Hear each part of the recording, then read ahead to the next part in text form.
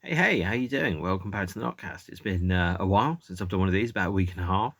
Normally I do two of these a week, but obviously it depends upon what's happening in the big bad outside world. And when I started off doing these in the day of COVID, for example, there was nothing to do, there was nowhere to go.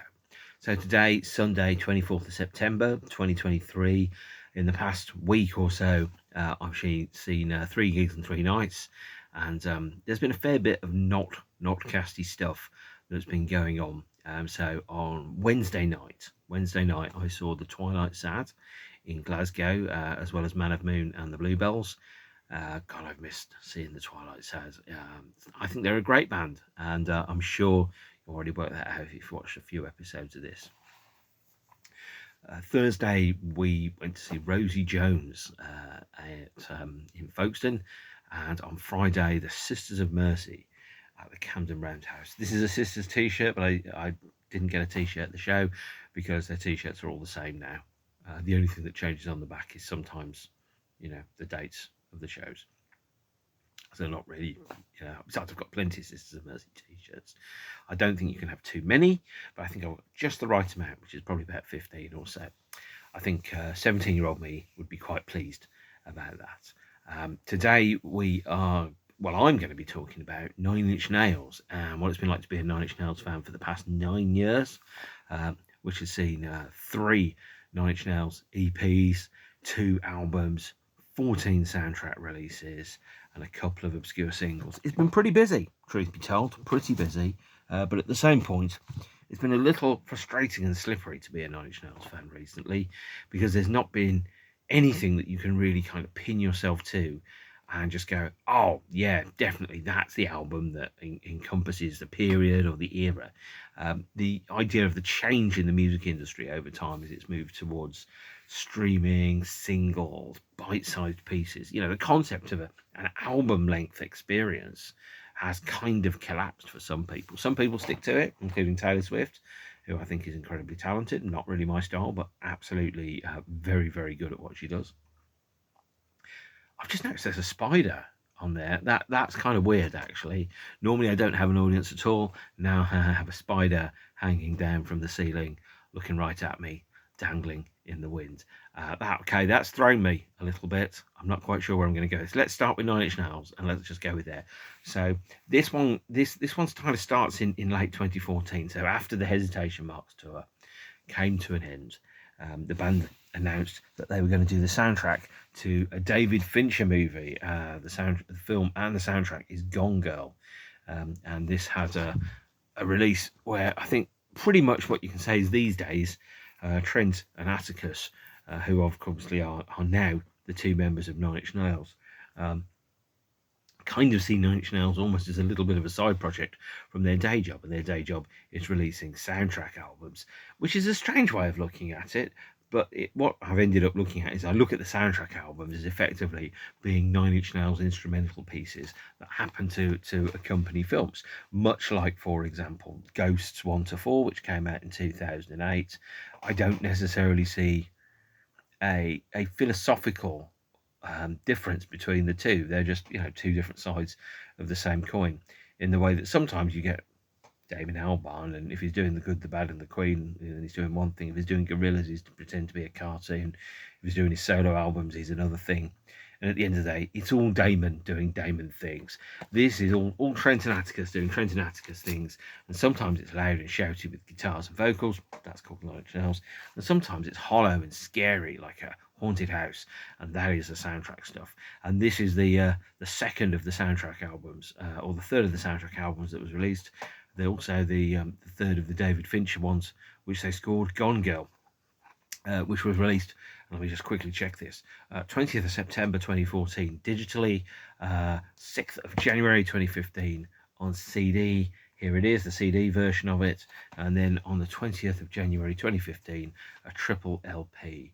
And actually, I've been listening to their soundtrack album stuff when I've been working, and it's really great to soundtrack. For example, when you're stuck deep inside a document and you want something to help you with the passing of time, something, especially if you're working on a particularly boring spreadsheet. Stuff like this is really scary And it's got this kind of settling, or more correctly, an unsettling atmosphere to it. And when I've been listening to a lot of the soundtrack work recently, and by the way, there's been 14 soundtrack albums in the past decade. That's quite a lot, of which I will show you almost all of them, because some of them haven't had a physical release. The releases have been, I think, what they do is that the word Ghosts, which obviously is the 2008 instrumental double album, the Ghost word is exactly and ideal to describe the soundtrack work as well. It's like all the textures and all the sounds which you have inside a song, which aren't actually the song itself. I was thinking about this the other day, actually, because I do a lot of thinking. It's dangerous. I don't recommend it. You think about what makes a song great. Is it the song, or is it the texture, or is it the style? And then you think about, for example, I think was it Monet who did the Thames view from Westminster painting. The vision itself, the thing that's being painted on one thing is it's artistic and it should be a painting. But what makes it great is not what is being painted, but how it is being painted and what is being described.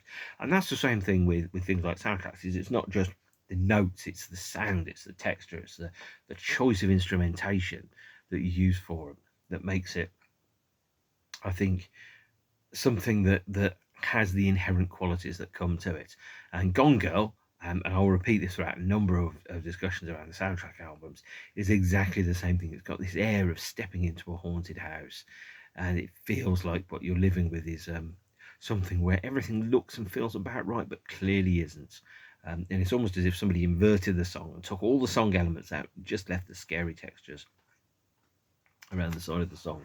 So yeah, Gone Girl, triple LP, I think here. No, this one's a double album actually. Is a lovely.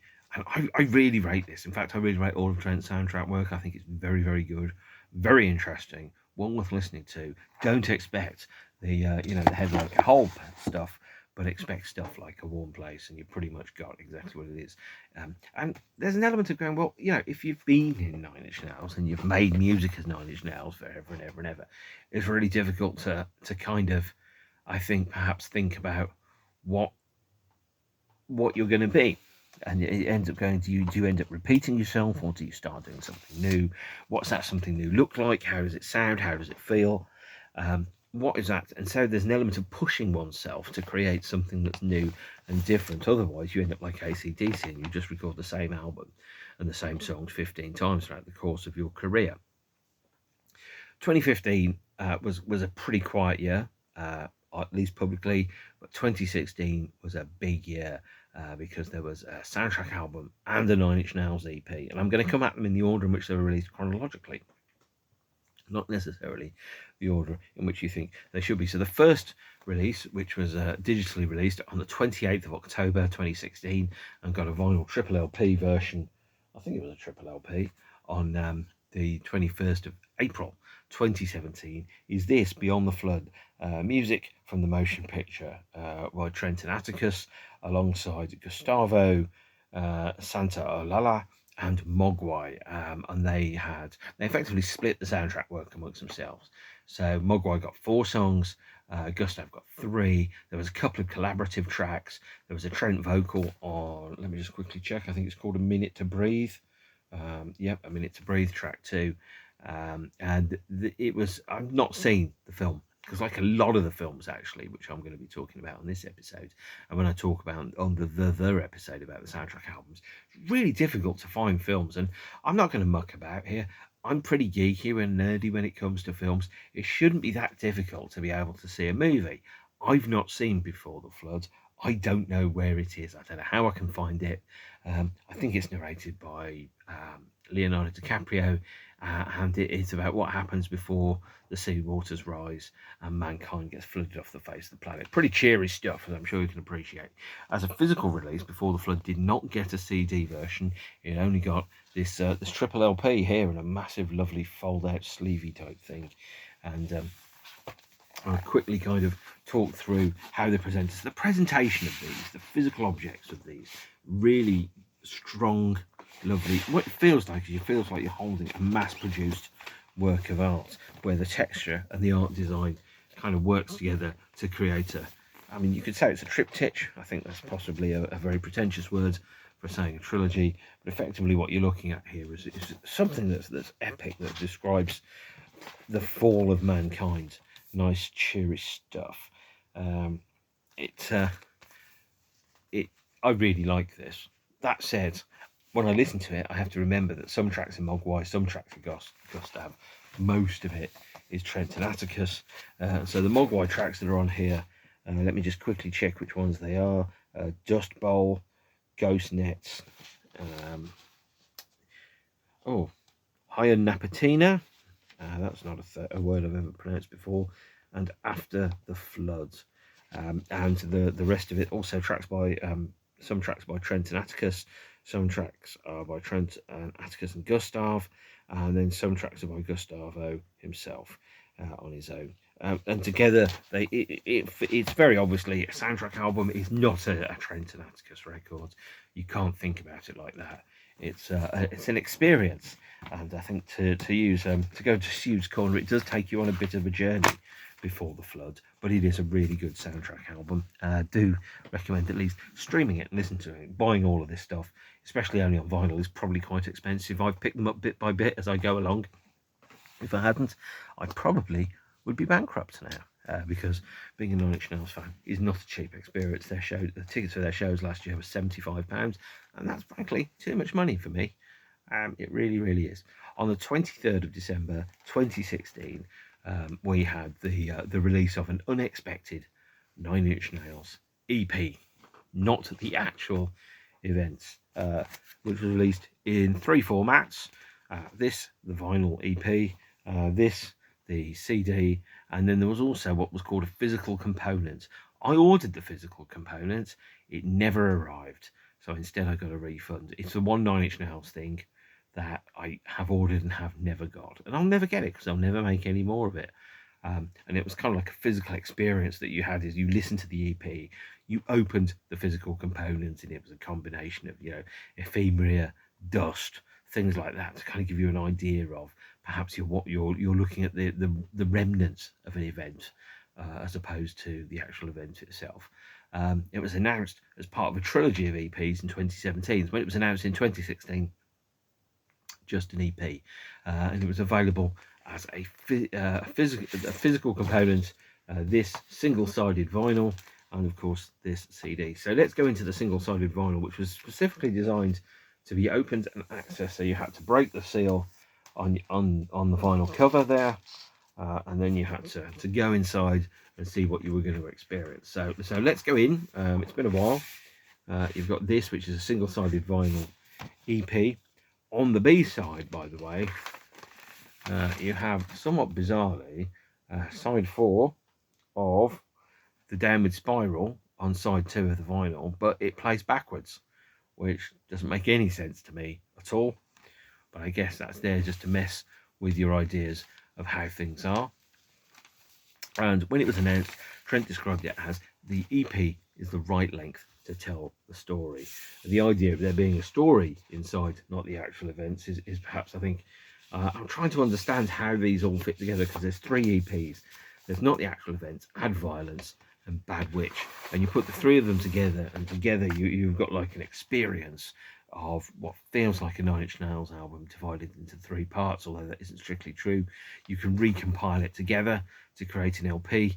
I've done that, and I might put a track listing further down there. But it's an unusual release, because what it's trying to do is trying to tell a story, but it's only telling a third of the story. And you should think about traditional narrative as the elements of stasis, crisis, and resolution, not the actual events. By virtue of its very existence, kind of eschews that completely. So it's a 5-track EP, and it goes pretty quickly, truth be told. It opens with Branches Bones, and there are extra lyrics to Branches Bones, which is in the digital EP and in the artwork that comes with the download version of it. There's the track Dear World. Dear World, by the way, it picks up some of the themes that turn up also elsewhere inside the EP. She's Gone Away, which was written for Twin Peaks, and The Idea of You with Dave Grohl on drums, and the last track is Burning Bright. And to quickly kind of go through, I think, some of these songs. So there's a theme that runs through a number of songs that are on these EPs. On Dear World, The Lovers, Not Anymore, and then I think it's called I think Gold Break and I'm Not From This World on the Bad Witch EP. These are songs that all touch upon the idea of the transition between consciousness and unconsciousness, between being awake and being asleep and going back to being awake again, and how those all fit together. And so Dear World has lyrics around that. And it kind of tells a story, and the story, I'm not quite sure exactly what it is, because it doesn't follow the narrative through line of something like The Downward Spiral, but instead it presents 3 distinct and short chapters, almost like 3 episodes of a TV show. And when the world moved over to streaming, binge watching and everything else, I guess that's where the idea of releasing these as EPs came into effect. She's Gone Away, track 3, was recorded for the and written for Twin Peaks, the limited series, the event on HBO, the 2017 version of it, which I have watched a number of times. Doesn't make any more sense no matter how many times I watch it, but somehow thematically it fits completely into that show, and that features Nine Inch Nails, featuring Trent, Atticus, Robin Fink. I think Mary Queen from How to Destroy Angels, Trent's wife, is in there as well. It's been a while since I watched it, but somehow it works. And so that's pretty much not the actual events. Track 4, The Idea of You, features Dave Grohl on drums. Not the first time Dave Grohl has been on drums. I think he's also on You Know What You Are, from With Teeth. And you kind of go, well, I mean, imagine if you're in Foo Fighters and you're not even the best drummer in the Foo Fighters and you're one of the best drummers in the world. Must be a weird situation to be in.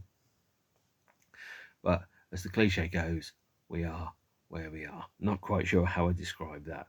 But Not the Actual Events is a 25-minute EP that is effectively an unexpected groovy treat, to quote Finnish Tribe. We had... Following on from that, we had a soundtrack to a film called Patriots Day. Patriots Day hasn't had a physical release. What it has had instead is that we've had a promised physical release of it. In fact, if you go to the Nine Inch Nails store, it tells you that the original score there is coming soon and at the same point sold out. Thanks, guys. Not necessarily reliable at all. And there's a number of other releases which just haven't had physical releases at all. So we had the soundtrack to Patriots Day, which was on the surface of it, Patriots Day doesn't sound like an amazing film. It's a film about the Boston Marathon bombings, I think, that took place, and again, I haven't seen it, but it's one of those films that, to me, looking at it from the outside, sounds a bit like, Zero Dark 30, kind of like the military equivalent of Propaganda or American Sniper. It's one of those things where it's a police procedural, and I just watch these things and I'm like, I'm not very interested in it.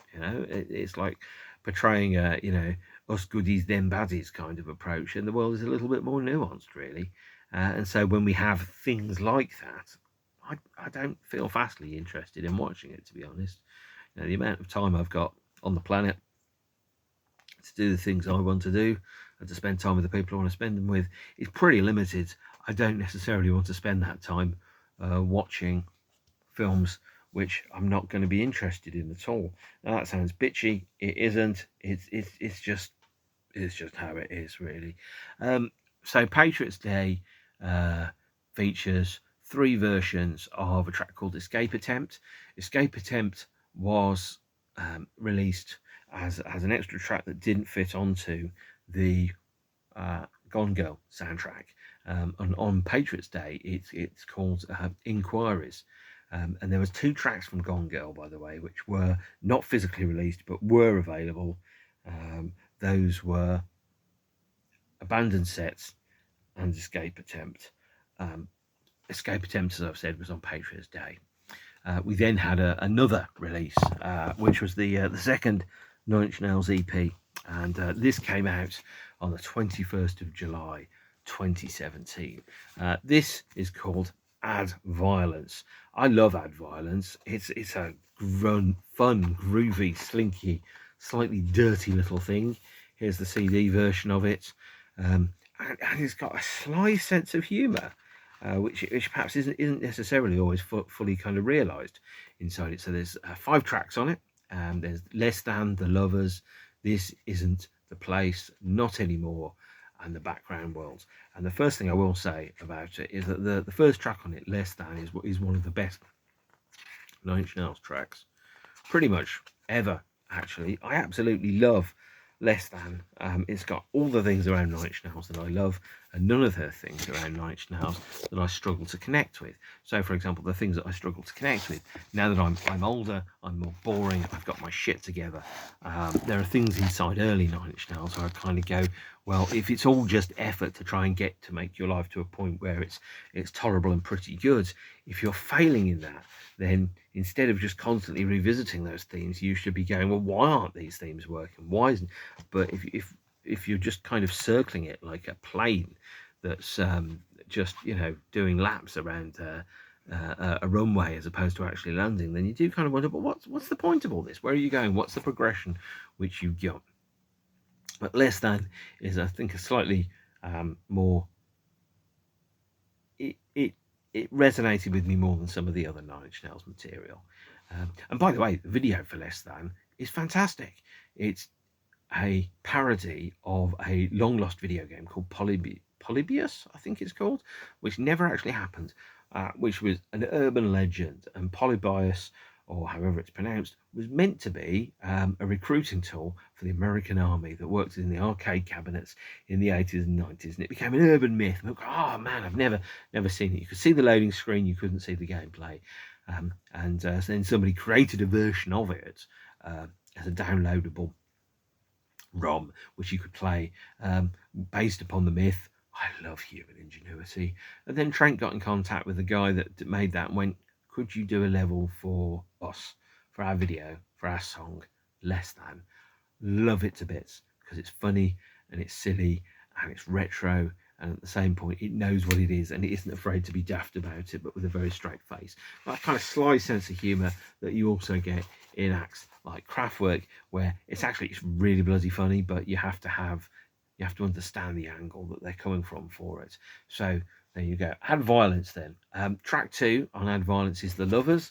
The Lovers it says it's part 1 and part 2 on there, but it's just one huge epic track, which I absolutely love. And it has I think The Lovers has vocals on from let me just quickly check.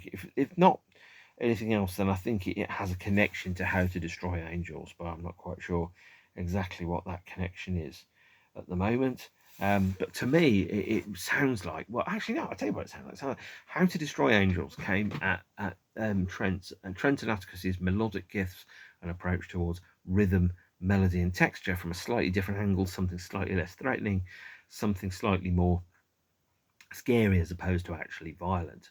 And The Lovers sounds more like How to Destroy Angels than it does any other band. Hang on, I'm going to have to take a drink. That's better. Not that you saw what it was, but it's fizzy orange.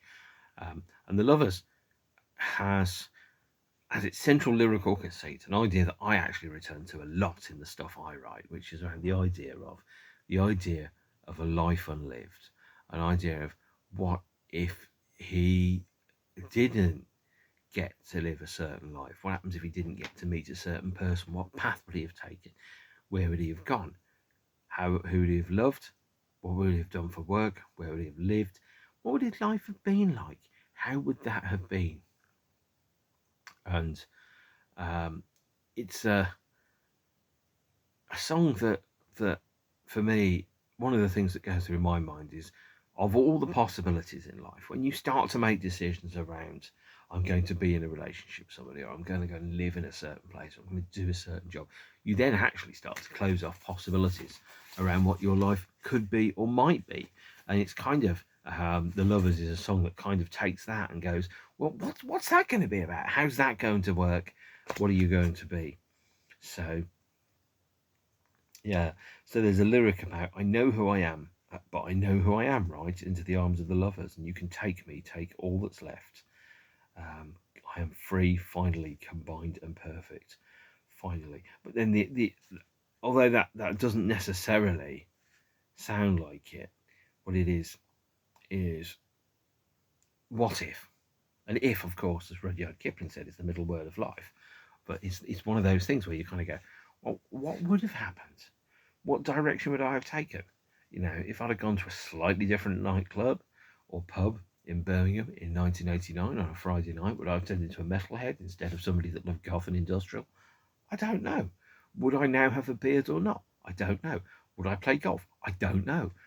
Would I be married to a different person? Or would I be married at all? Or would I have children? Or I don't know any of those things. And you end up, if I look at one of those pictures of the snake eating its own tail, or a cat that's attacking its own tail, and you kind of go, well, down that road, matterless lies. Track 3 on the album is This Isn't the Place. And again, kind of taking up the themes that turn around waking and sleeping, around identity and belonging, and going, well, if this isn't the place, what is the place? Where should I go? What should I do? How should things be? And then track 4, which, by the way, side 2 of your EP, is Not Anymore. And Not Anymore adds lyrics from, because when The Fragile was made available digitally, on the lyric sheet to Not Anymore, on the digital version of the album, there are lyrics from The Great Below that are added into it as extra lyrics. So Not Anymore and The Great Below from The Fragile have a connection and a relationship between each other, and that's an interesting kind of approach to take to it. And then track 5 is The Background World, which, by the way, samples the snare drum from Closer, and then kind of has this song, which I think is just wonderfully threatening. Is around, well, again, the idea of, and there's a lyric around, the world is bleeding out, it folds itself in two behind, the background world is always bleeding through. And Bleed Through was a working title for what eventually became With the Teeth, or the 2005 album. So there's references to previous Nine Inch Nails albums that run all the way through this period. It's not retrospective, but it's looking at the past and going, well, I can only understand how I got to here and now if I understand how I got to this place. And if you know how you got to this place, then you can understand the history behind who you are and how you've got there.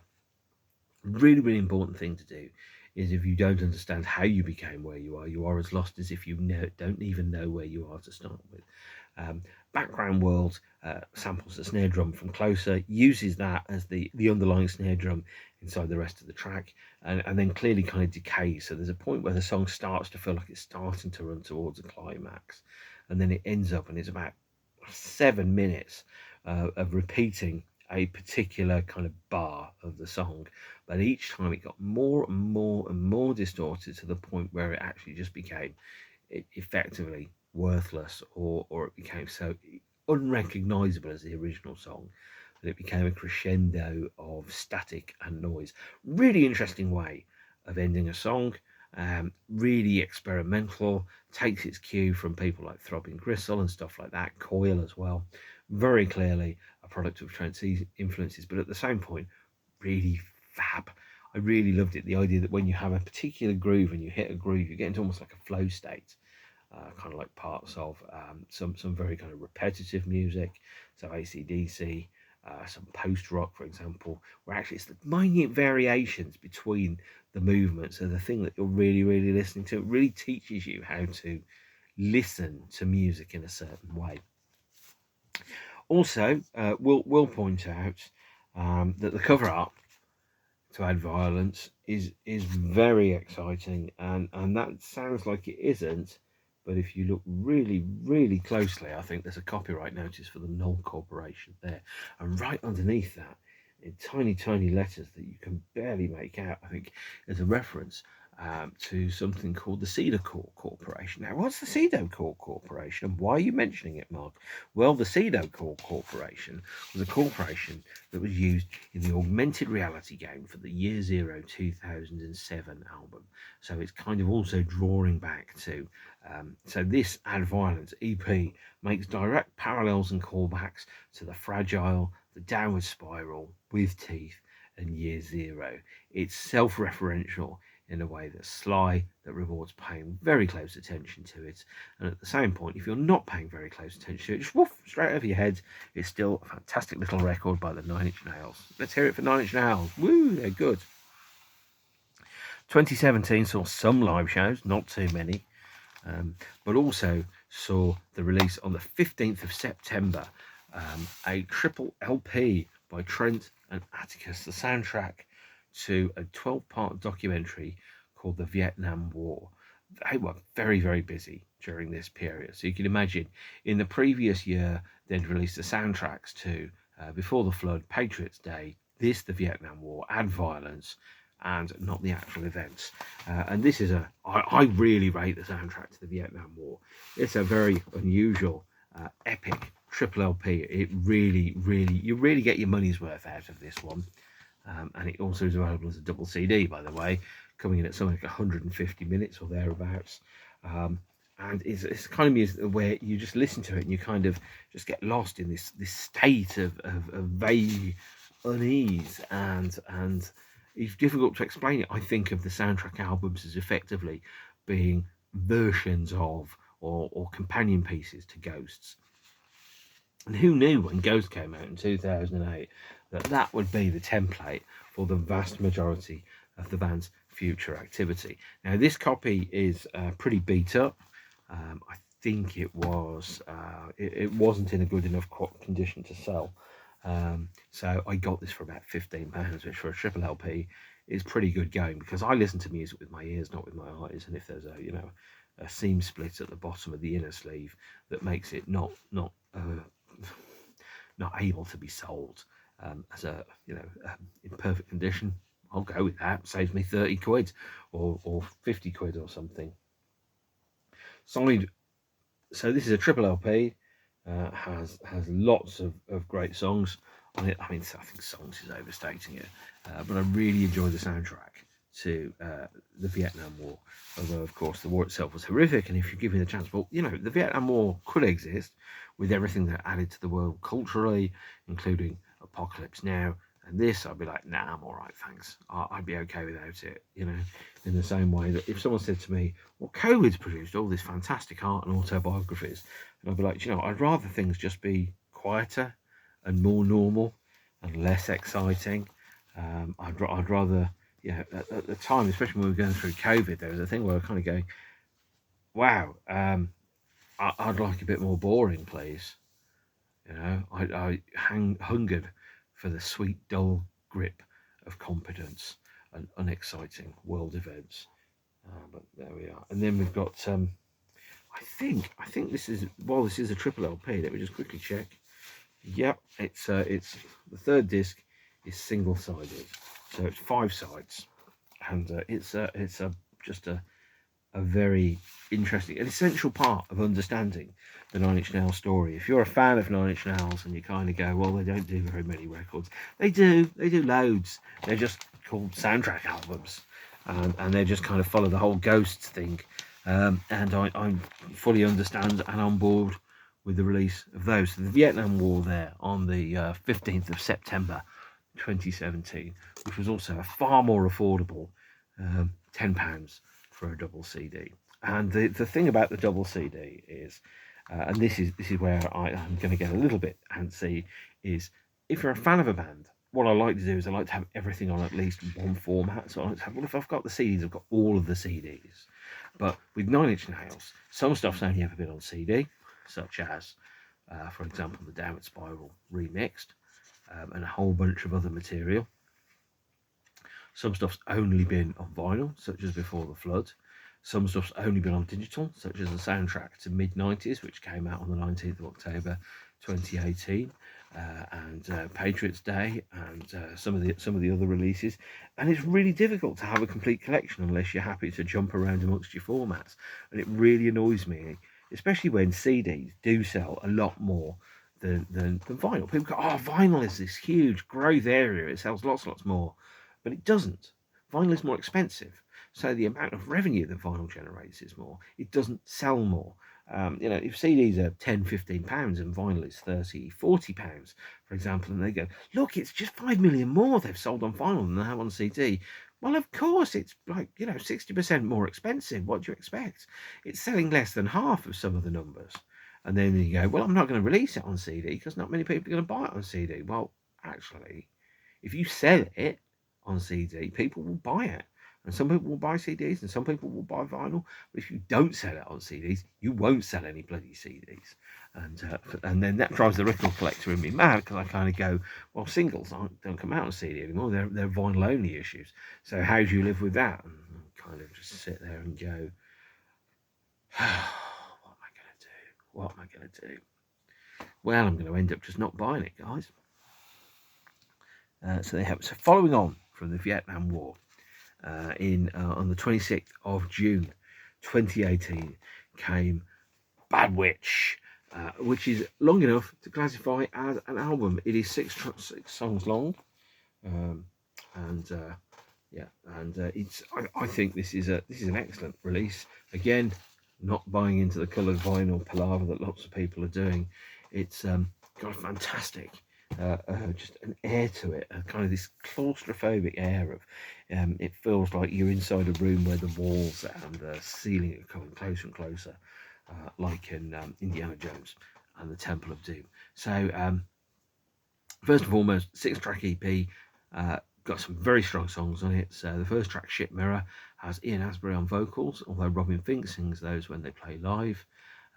It's got track 2, which is Ahead of Ourselves, which actually Ahead of Ourselves features a lyric about a celebration of ignorance, which is an unused lyric from the With Teeth era, but obviously clearly, very obviously about the 45th President of the United States, Donald Trump, a man who, if he is convicted of everything with which he has been charged, will be in jail for over 100 years and quite possibly 700 years. A long time. Basically, I don't like to get too political on here. It's not really something that I like talking about. It's not something that you probably like me talking about.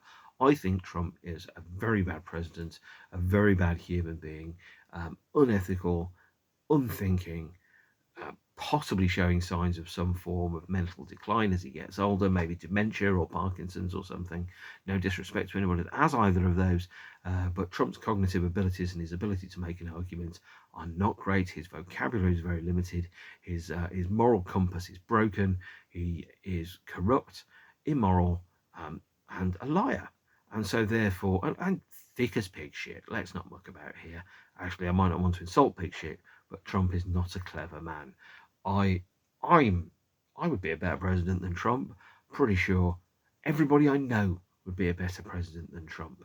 Not to put too fine a point on it, he's fucking awful, and also it's kind of embarrassing, especially.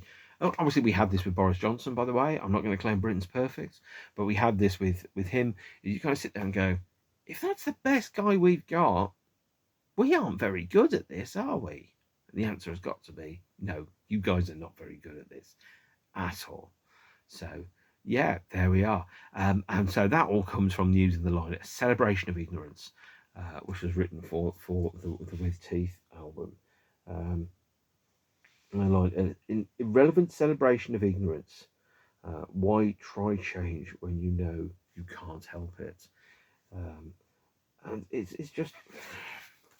There's also a lyric in here that says, I can't seem to shake it, not quite as clever as we think we are. Knuckle-dragging animal when we could have done anything.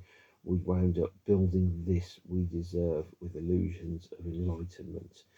He's pretty damning Ahead of Ourselves. The idea is it's looking back from us and going, we are fucked. Yeah, mankind is not in a good place, and 2018 was certainly a very dim period of human history, and right up until early 2021, in fact, until probably summer 2021, I was not hopeful at all about the future for mankind. I am hopeful in a slightly different way now, but it appears the pendulum of history is swinging back towards sanity and competence, which is long overdue. And we have by the way, track 3 is Play the Goddamn Part. That's very good. Track 4, God Break Down the Door, which I think I called Gold Break earlier because my memory is poor and I can't read my own writing. God Break Down the Door, absolutely love it, by the way. Really reminiscent of Bowie's Earthling album, which was created in a cut-up style by Atticus prompting Trent to go, you don't play sax very much, just play sax. And then he took what was played and kind of fed it into a machine, cut it up, moved it around, added bass, added drums, added extra parts to it, and then all of a sudden you've got a Nine Inch Nails track, and it's really good, and it's probably a banger live, but I've not seen Nine Inch Nails live for 15 years now. Then track 5, I'm Not From This World, and like God Break Down the Door, and Not Anymore, and The Lovers, and Dear World, I'm Not From This World is a song about the gap between waking and sleeping, between reality and perception, between identity and trying to find that identity. Really important themes that run all the way through this period. With the last track being Over and Out, track 6, the idea of free will and original sin. And there really isn't any better place to end the EP than Over and Out, because it really does feel like that's the closing of the story. But it's a really interesting song. I think these 3 EPs, very, very good, by the way.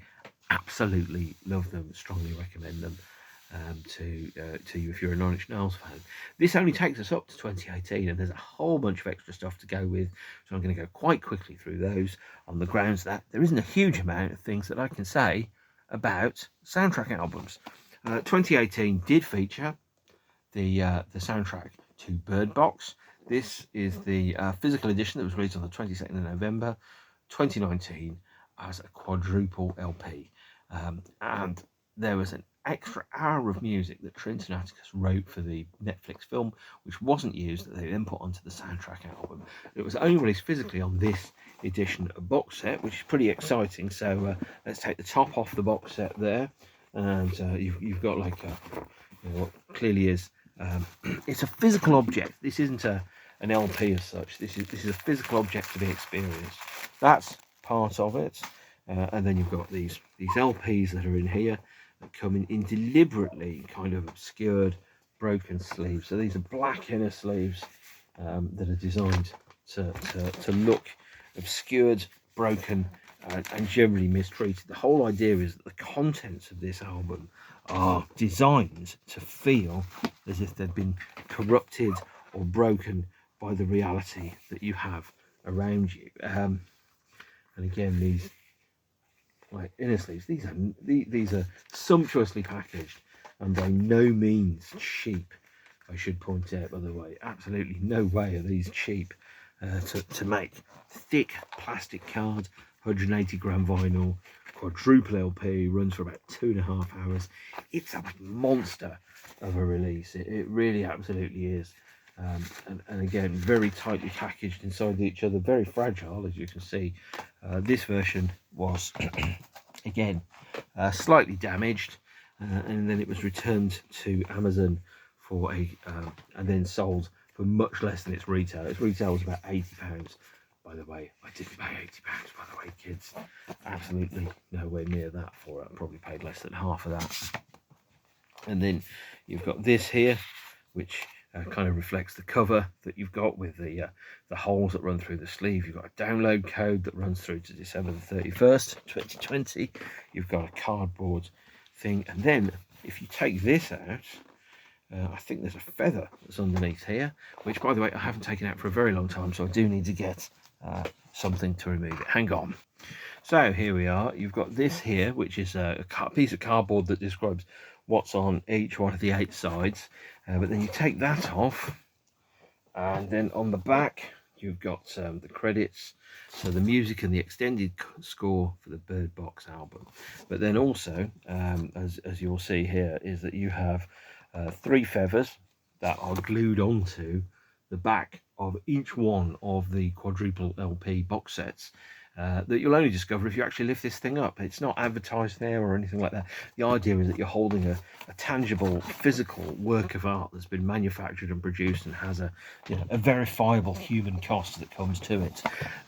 Now, the statement from Trent and Atticus is that the finished version of the film wasn't perhaps what they thought it was going to be, and the score and the way that it was utilised inside the film wasn't what they thought it was going to be either, and so therefore they exercised the right to do a deluxe and expanded physical release of the soundtrack album here.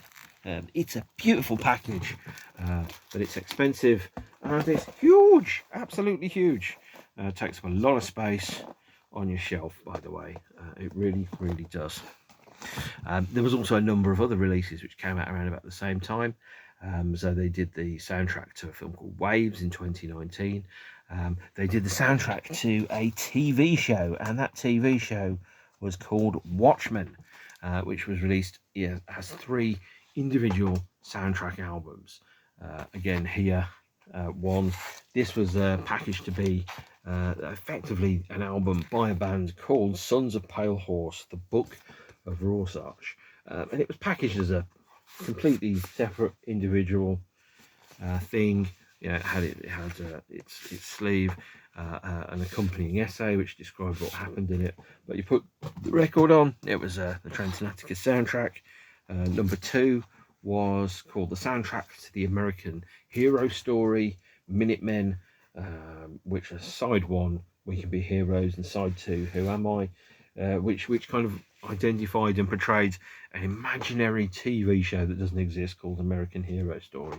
And the only way you can really identify it is by the sticker that's on here.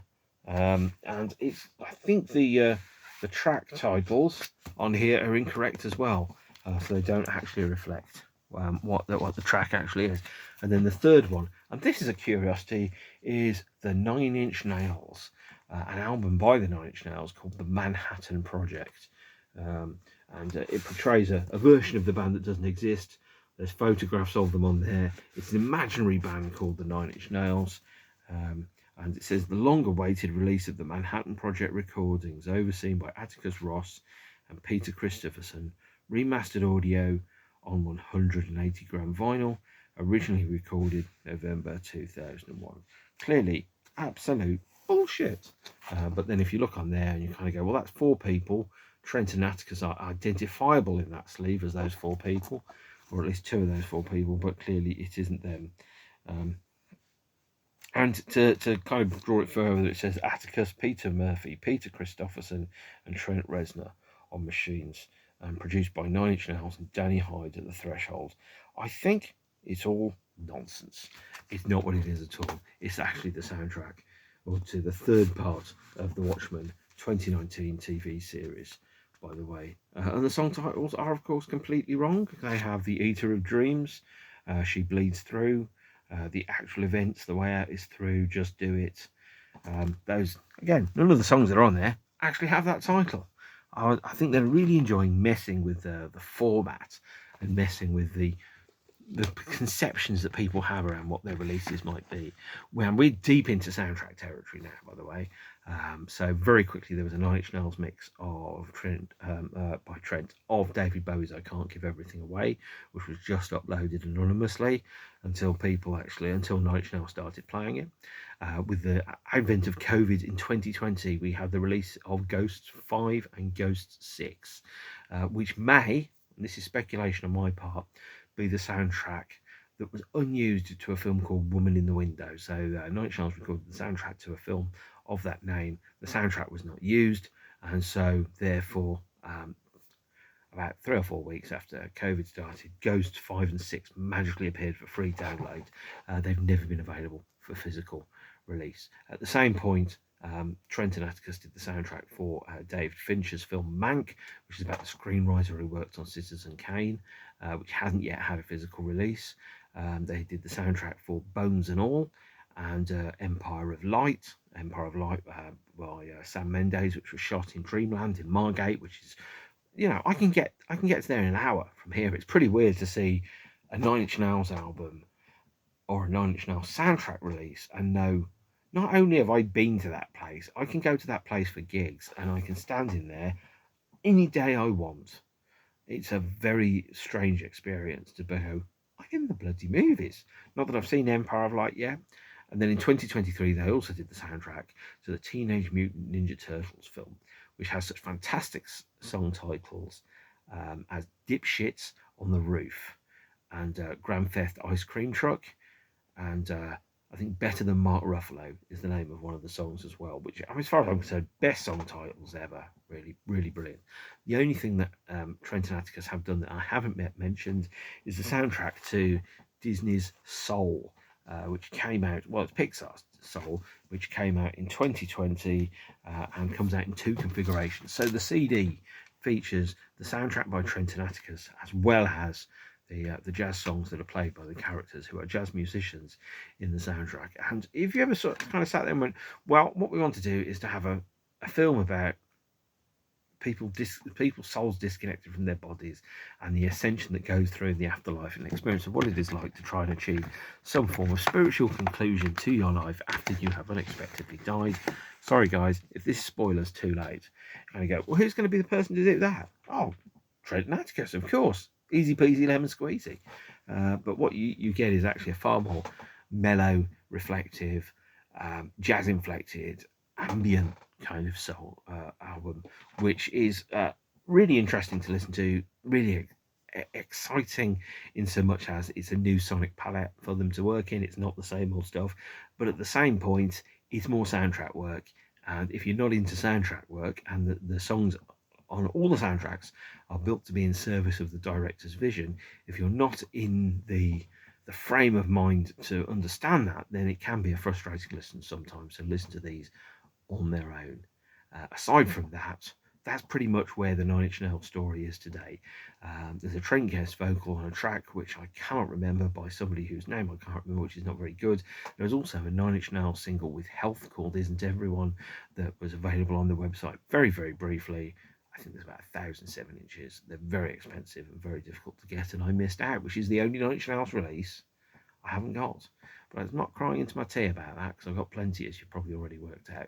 That is Nine Inch Nails. That brings us up to the current day. I don't know if Nine Inch Nails are doing more stuff. I don't know if they're recording, writing, planning touring, or anything. If not, there's probably another Trent Reznor soundtrack that's going to be released in the next couple of weeks anyway, to a film I've never heard of. And then that will be available as download only. I'll get it, and then I'll be in the endless accumulation of yet more stuff. So 2014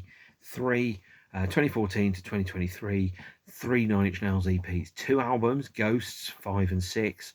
I know I glossed over them, but they're instrumentals which feel very much like abandoned soundtrack recordings, and 14 actual soundtracks with Gone Girl, Before the Flood, Patriots Day, Vietnam War, mid-90s, Bird Box, Waves, Mank, Watchmen 1, 2 and 3, Bones and All, Empire of Light, Teenage Mutant Ninja Turtles, and Soul. And that is where we are today. So, take care of yourselves and each other. Stay beautiful. Like and subscribe. And I will see you sometime soon. Either on a screen, or if you go to gigs in and around the southeast London, and you can probably guess which ones I go to, maybe at one of those. I had an occasion last year where somebody started talking to me at a gig and went, "You're Mark, you do the thing on the YouTube." And I'm like, I have no idea who you are, and that's kind of weird, but okay, I'm going to go with it. Don't worry, it's the first time it happened. It was pretty weird, but I wasn't freaked out. I was just like, oh, okay, because I have no idea who watches these. I have no idea who you are. I mean, I may know you in real life, but I don't know who you are necessarily if you're watching these, or if you ever watch these. And so if that's the case, hi, and I miss you. And if I don't know who you are, hi, thanks for having great taste for watching this far. So I'm going to wrap up now, and I will hopefully see you sometime soon. As Iggy Pop would say, ending a show, good the fuck night. Although, don't swear, kids. It's not big and it's not clever. Okay, although I am big and I am clever, swearing isn't big or clever. Don't do it. All right, bye.